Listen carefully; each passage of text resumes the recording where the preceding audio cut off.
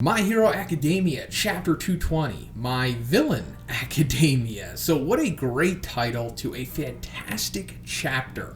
Like, I had so much fun with this one. I think the most fun that I've had with a My Hero chapter since I started reviewing it on this channel. And maybe it's because I'm a stan of the League, but I honestly do think that this is one of the better chapters in the series overall, and I just can't praise it enough. Chapters like these further build up the League, which is essential to the series, but it also shows why My Hero is so unique and just better than the typical battle manga and shonen, in my opinion, because the League brings this awesome, different kind of element to the series that a lot of the other series try to replicate or just have and maintain, but they just simply fall short when you're comparing it to the League of Villains, in my opinion, because these characters are so fleshed out, so likable, and overall well-rounded characters. And despite them being evil, you can somewhat kind of relate to them and maybe even sympathize with the current plight that they're going through, which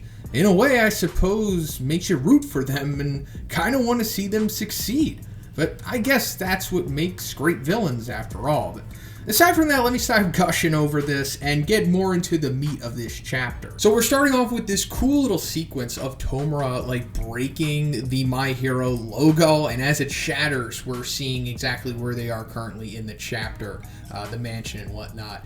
And this is cool. I really like this, but I just would have liked if after the logo shattered, we saw like a new logo that said My Villain Academia, because, you know, that is the name of the chapter after all. But, you know, I guess Horikoshi didn't want to do it, or maybe he didn't think of it, but I just think that would have been cool. So we're finding out that the League is pretty much broke, which I think is a cool, different little aspect to bring to the story, because you never really think about the financial side of things, unless it's like real prevalent to the main characters or something, but you're definitely not thinking about it on the villain side of things. So that's why I think it's cool and different, because it's like showing you like, yes, these are real characters. Like, they do have financial issues just like the heroes do. And, you know, I assume that they would have been just naturally rich because, you know, they are funded by All For One in more ways than one. And I assume that All For One was just like filthy rich or something. I mean, why wouldn't he be? He's All For One. He's been alive for over 100 years and he's like the most powerful villain ever. So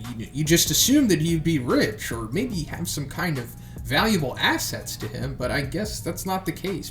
Or maybe the money ran out, or maybe they don't have access to it or something, but regardless, they are broke, and that is why we find them inside of this mansion, which is owned by the Church of Racial Cleanliness, or the Mutant Exclusionist Committee, which I guess is an allegory for like the Klan with a K in our reality, which kind of makes sense. You know, this is fun that they're just raiding their place, not even like caring what they're doing.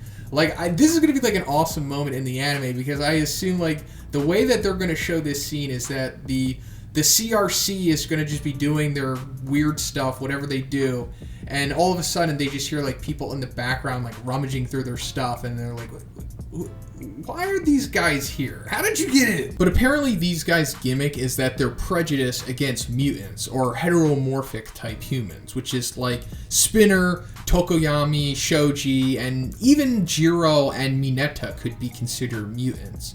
And we're also finding out that mutant is like a pejorative in this world. And I think that brings another interesting aspect to the series and definitely gives it more depth, because it's showing that like not everything is really hunky-dory in this superhuman society. Like, there is a bit of ostracism in it as well. But I also think the League taking down these guys is showing us that there's like levels to the villainy in this world. So while the League of Villains is evil, of course, they're not scum. Like, the CRC is fitting to that level, and the League taking them down is like further giving them like a redeeming and likable aspect, in my opinion. It's almost like a save the cat moment for them, but not necessarily. But we're also, you know, seeing that they do have some kind of ethics as well, because Mr. Compress is like, we're a little strapped for cash right now. You know, stealing just ain't stylish. If possible, I'd like to avoid that too. So, you know, they don't really want to be in this situation, but they're kind of forced to. And speaking of Mr. Compress, I totally forgot how friggin' crazy his quirk was. Because we see that when he does get into the scuffle with one of these CRC members, he like destroys his arm/hand.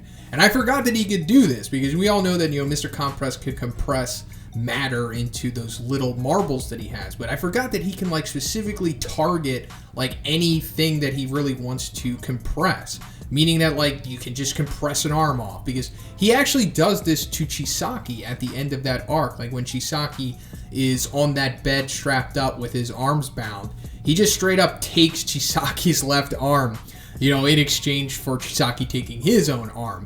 But this is just showing like Mr. Compress is not just a utility type of member. He can just straight up murder you if he wanted to, because I'm sure that he can also like compress your heart like just straight out of your chest if he really needed to. So now let me get into Spinner, because he was kind of important in this chapter. So we got a bit of narration in like the first part of it, and we're finding out at the end of this first part that it was actually Spinner who was the narrator. And I thought that was pretty cool, because we don't really get too much of Spinner in the series so far.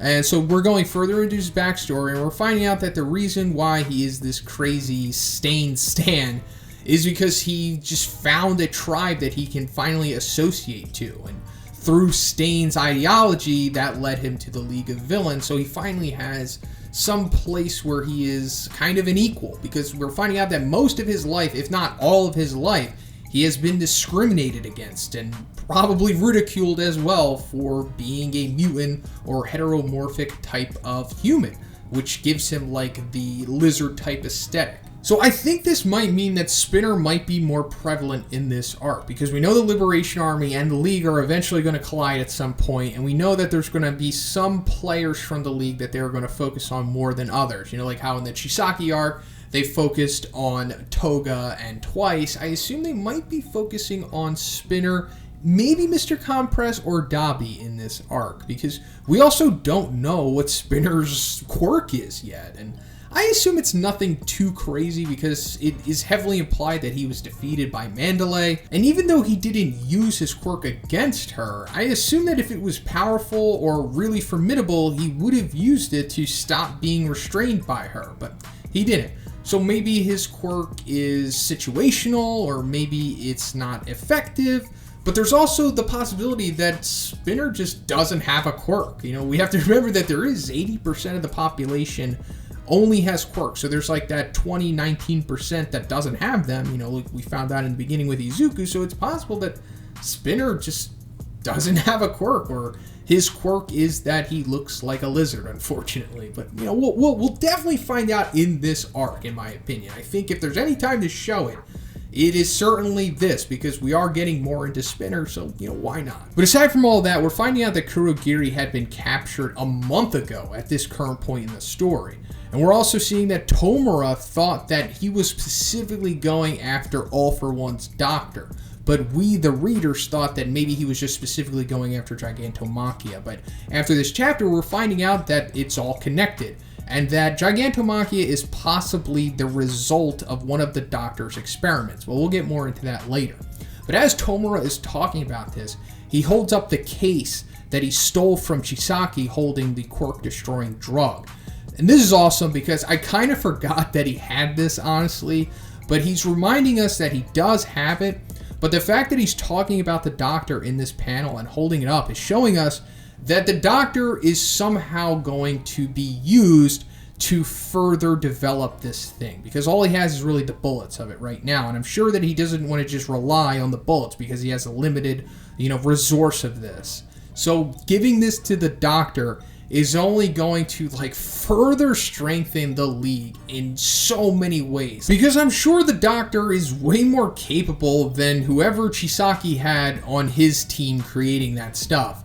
I mean, the possibilities are really endless of what the doctor could be doing with it, but I assume that he's just going to further advance it and make more weapons out of it to just make this crazy arsenal for the League. And I'm sure this will play a part in how the League is able to defend themselves against the Liberation Army, because if anybody is going to be devastated by this thing in this arc, I assume it's going to be the Liberation Army, since they're not the main characters. It would be pretty sad if Aizawa, just for example, or just one of the characters like that were to lose their quirk, similar to how Mirio did, but we'll see what happens. So now it cuts to where chapter 219 left off, and we're seeing Gigantomachia encounter the League. And this is pretty cool because I originally thought that maybe they went to go encounter Gigantomachia because they were like, where's Kurogiri? We have to go find him. But apparently they weren't really that bothered by it since they just let a month go by and they didn't really try to go after him. But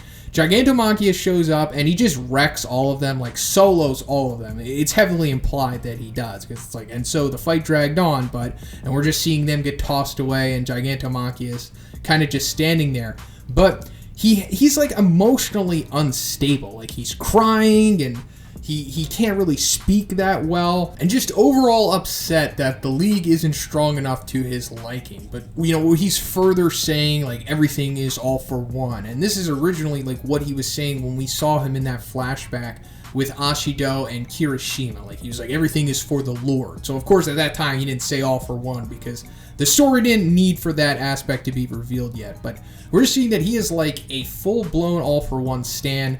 So I assume All For One has a similar relationship with him that he does to Tomura, like maybe All For One saved him or something like that. But we're also finding out that when he puts his radio down that he always has around his neck, is that the doctor's voice is coming through it. So it's really unsure at this time if this is like a recording or if there is some kind of two-way radio to this, because it just looks like, the standard radio that you just tune to like listen to stations, because we hear him listening to stations when he finds out about the result of stain and whatnot. But I guess there's some kind of two-way element to this, since it appears that the doctor is speaking, because he's like, you seem stuck, Shigaraki. But before that, we keep seeing like the text coming from the radio and it's like Gaki, Gaki.